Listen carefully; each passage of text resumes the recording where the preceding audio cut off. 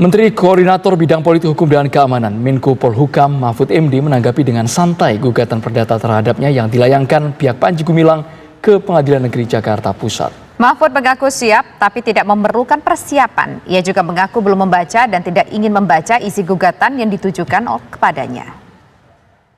Soal gugatan Panji Gumilang ya itu masalah kecil lah. Biar berjalan di pengadilan, ada hakim yang menilai.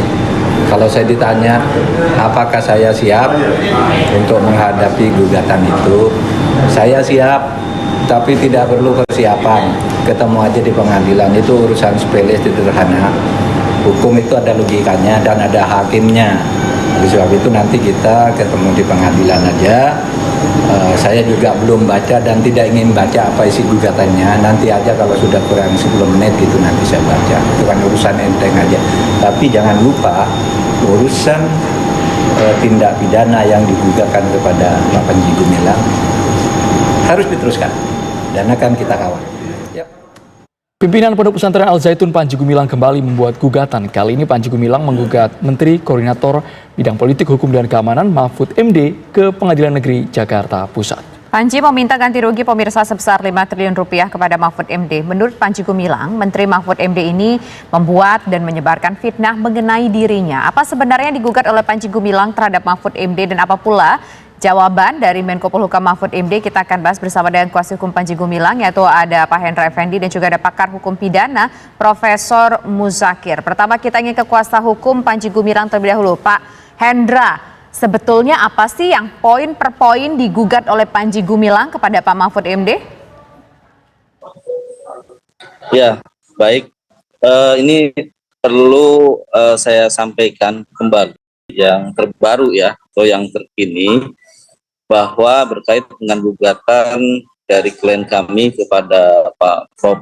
Mahfud MD, ini sebetulnya kemarin itu ada miskomunikasi sedikit di antara kami dan tim kami ya. Sebetulnya untuk gugatan ini seharusnya belum masuk dulu didaftarkan ke pengadilan, namun karena itu sudah masuk ke ECO, ternyata itu sudah terupload dan seterusnya, kemudian terpublish lah ke masyarakat.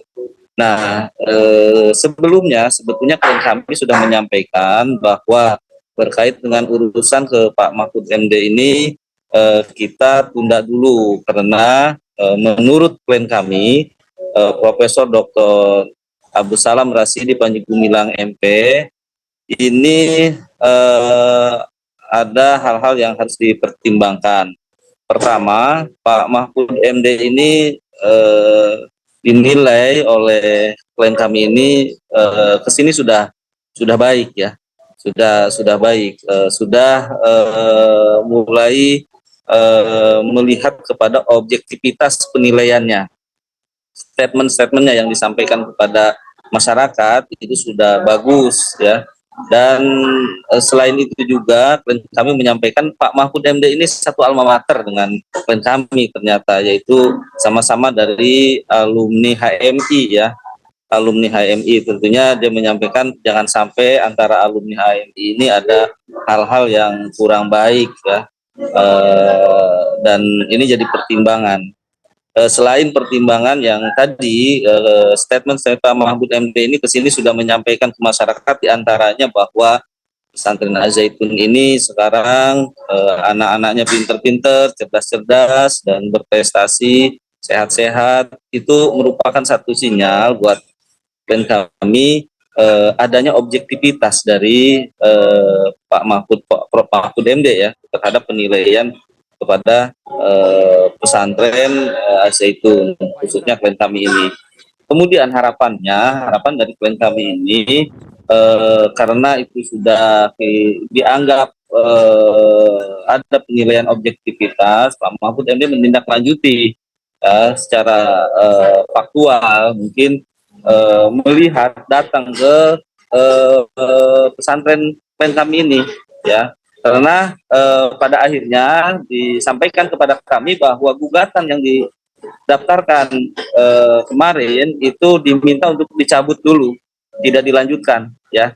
Jadi sebetulnya kemarin itu sudah kita cabut, kita sampaikan surat pencabutannya ke Pengadilan Negeri Jakarta Pusat untuk supaya tidak dilanjutkan. Karena klien kami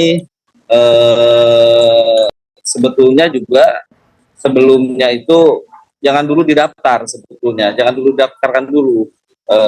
Namun karena ada miskomunikasi maka hal itu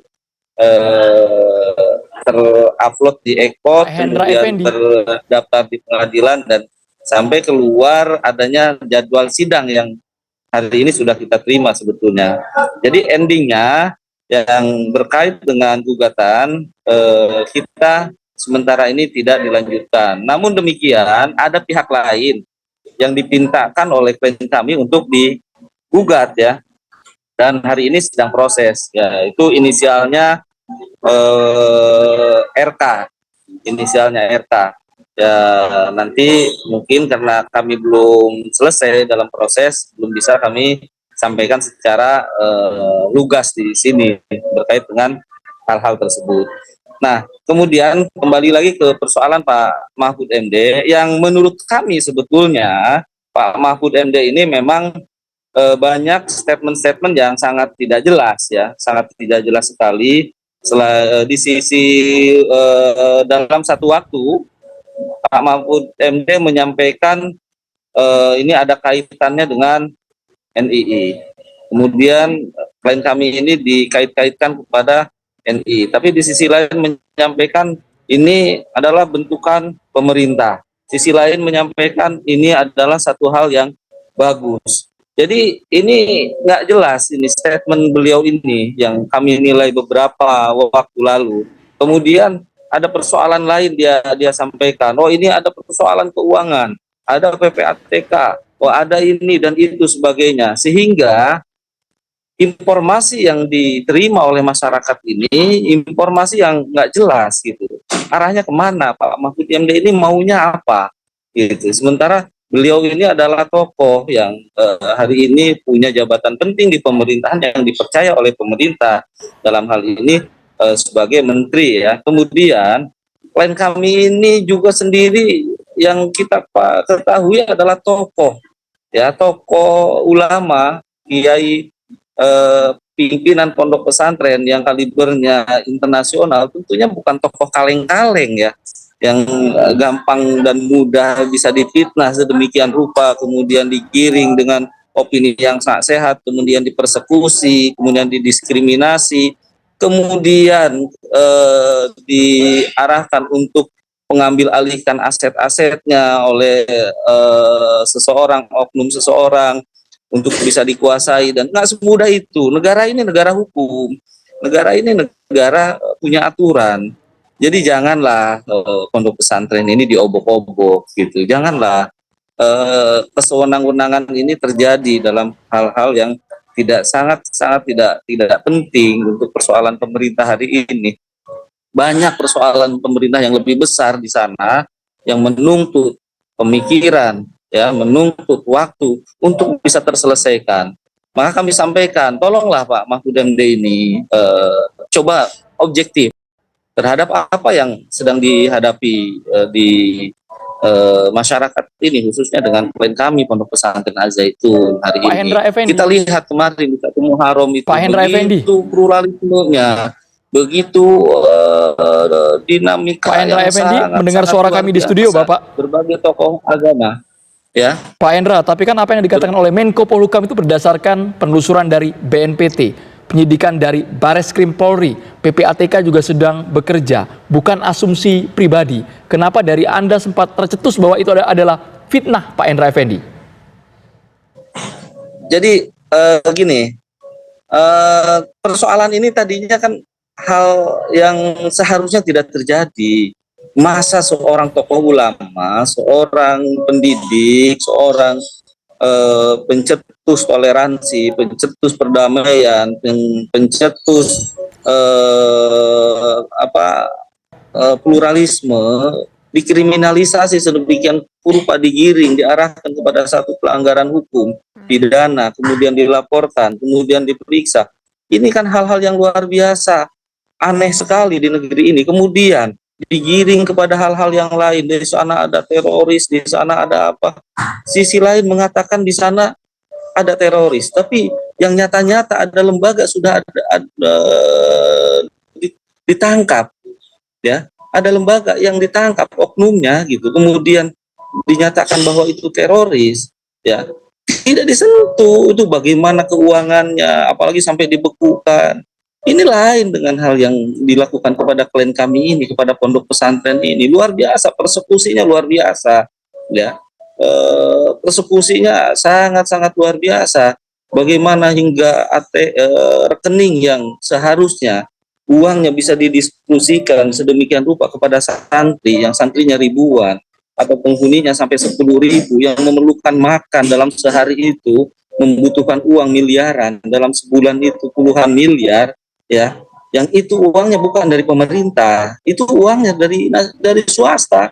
Dan pondok pesantren itu bukan pondok pesantren pemerintah, ini pondok pesantren swasta yang memang segala kebutuhannya itu dipenuhi oleh dirinya sendiri atau bersumber dari sumbangan masyarakat, gitu, ya.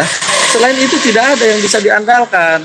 Selain itu tidak ada pesantren yang hari ini kita lihat, khususnya pondok pesantren Al Zaitun, ini murni, ini swadaya masyarakat. Kalau itu diganggu, sumbernya diganggu sedemikian rupa, nanti persoalannya akan bergeser dari persoalan biasa, pidana biasa, nanti akan ada gangguan-gangguan kesehatan, gangguan-gangguan apa yang terjadi di pesantren ini hingga adanya pelanggaran HAM. Baik. Nah, Ini saya ingin menuju ke Prof. Muzakir sekarang. Baik, Pak Hendra, kita menuju ke Prof. Muzakir dulu. Dari kuasa hukum mengatakan ini adalah sebuah kesalahan teknis. Jadi untuk sementara waktu, gugatan yang sudah masuk, ini ditangguhkan terlebih dahulu. Ada satu poinnya itu Prof. Muzakir. Kemudian yang kedua, ada unsur dianggap di situ ada kriminalisasi, persekusi, kemudian juga bisa mengakibatkan terjadinya pelanggaran HAM. Bagaimana Prof. Muzakir untuk memotret ada beberapa isu terkait dengan Al Zaitun dan juga ada kaitannya dengan Pak Mahfud MD ini? Ya, saya kira kita harus berpikir atau membahas mengenai hal yang pokok lebih dahulu, ya. Saya kira kalau tadi disebutkan yang lain-lain itu bolehlah nanti kita bicarakan, tapi yang pokok lebih dahulu. Yang diduga sebagai perbuatan pidana dalam kasusnya pimpinan Pondok Pesantren Az Zaitun ini, apakah benar terjadi tindak pidana pelecehan agama atau sebulan penodaan agama atau tidak gitu. Saya kira fokusnya lebih dahulu, karena yang lain-lain itu karena imbangan-imbangan yang lain atau temuan-temuan yang lain itu bisa merembet kemana-mana. Tapi mestinya harus fokus lebih dahulu, inti pokoknya adalah apakah dugaan terjadinya tindak pidana penodaan agama itu terbukti atau tidak terbukti, atau dengan kata lain, kalau penyelidik sudah meningkat menjadi penyidikan, berarti simpulan penyelidik telah memastikan di situ, menurut simpulan penyelidik adalah itu terjadi tindak pidana penodaan agama. Yang saya kira itu fokus terlebih dahulu di situ, ya. Kalau itu misalnya ada hubungannya dengan masalah tindak pidana penodaan agama, barulah kemudian kalau misalnya ada faktor yang lain, misalnya pencucian uang misalnya, atau mungkin hal yang lain yang terkait pemblokiran terhadap dana dan seterusnya, saya kira itu urusan berikutnya, ya. Saya kira supaya menjadi jelas, masyarakat juga menjadi jelas. Nah, terkait masalah gugatan tadi, ya, walaupun itu pihak yang dirugikan dari pernyataan pejabat boleh melakukan gugatan, itu sah-sah saja. Cuma kalau gugatannya tidak serius dan membuat pencemaran nama baik pada pejabat yang bersangkutan, nanti berefek pada berikutnya, gitu ya. Bisa dibuat balik bahwa itu adalah melakukan tindakan menggugat yang hanya tujuannya mencemarkan nama baik, gitu. Maka ini sebaiknya ya dari dua belah pihak ini sebaiknya harus clear lebih dahulu. Kalau memang itu mau klarifikasi lebih dahulu. Jangan sampai gugatan sudah dilayangkan, klarifikasi belum dilakukan. Saya kira itu menjadi presiden yang kurang bagus juga. Berarti gitu. apa yang dilakukan Karena presiden buruk ya, Prof, ya?